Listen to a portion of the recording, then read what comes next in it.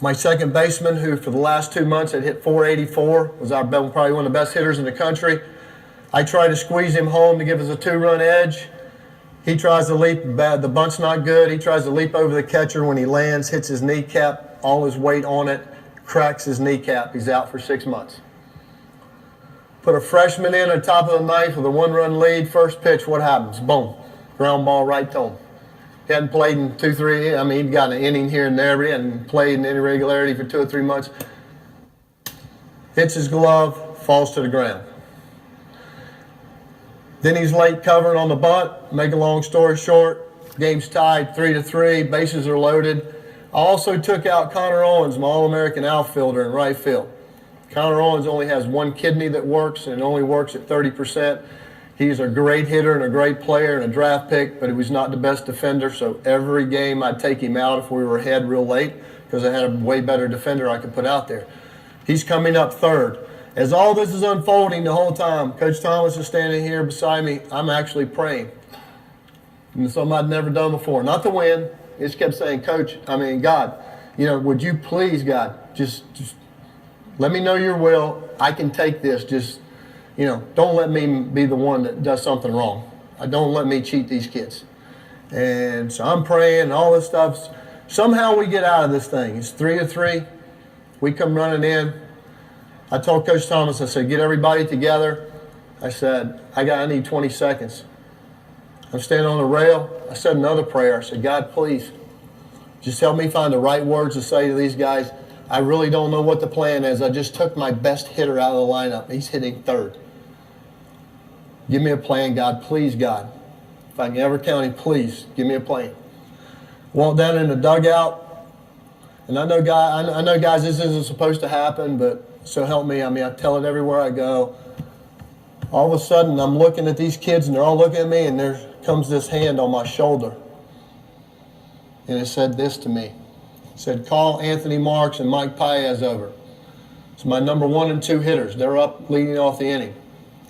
Put my arm around Anthony Marks, and I got this close to his eyes. I said, Anthony, I said, you know how much I love you, son.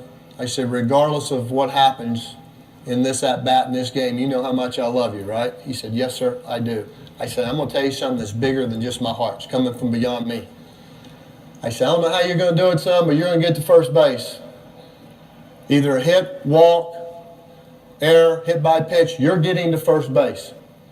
And everyone in the country, son, is going to expect us to bunt because that's who we are. Guess what? I want you to get the best steal break you've ever gotten in your life, and you move your little ass faster than you've ever moved it. It's got to be that steal break we always talk about, the one that matters in a big game. You can steal 50, but it's the one that matters that counts. I said, this is that one. He said, yes, sir, I got it. My number 2 hitter is Mikey Paez, a 4th-round draft pick. He's got 18 home runs. But he bunts a lot because I make him bunt a lot. I put my arm around Mike, got real close to his eyes. I said, you looking in my eyes? He said, yes, sir. He said, you know how much I love you, right? Yes, sir. Absolutely. Unconditionally, right? He said, yes, sir.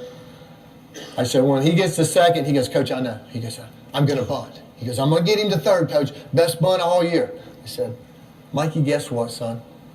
You've cussed me for 3 years every time I gave you the bunt sign. Guess what? You're not bunting here. As soon as he gets to second, you pick out a pitch you like, son, and you're going to get the hit that sends us to Omaha. And he looked at me. I said, you believe me, correct? This is bigger than me, Mike. He said, yes, sir. I hugged both of them. I ran to third base. You'll see on this video. Marks walks on a 3-2 high fastball. Very first pitch, 3-2 steal break. Better than big league average. Very next pitch, hanging breaking ball. Infielders are in, expecting the bunt. We don't bunt. It's a hit over third baseman, a 2-hopper over his head down the left field line, and we score.